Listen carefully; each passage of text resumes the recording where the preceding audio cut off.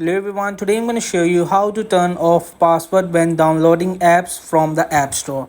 So just simply open the iPhone settings and just finding the screen time and scroll down to find content and privacy, and there is the iTunes App Store purchases. Just tap on it, and the last option is required password. So just tap on it, don't require, just go back on the again journal settings, just get in your iCloud icon, and here you will see the media purchases. Just tap on it as well and just tap on it password settings.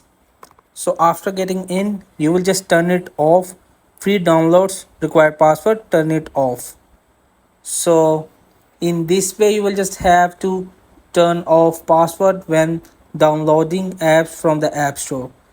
So hope this video helped you. Please don't forget to like and subscribe and get notified for more videos.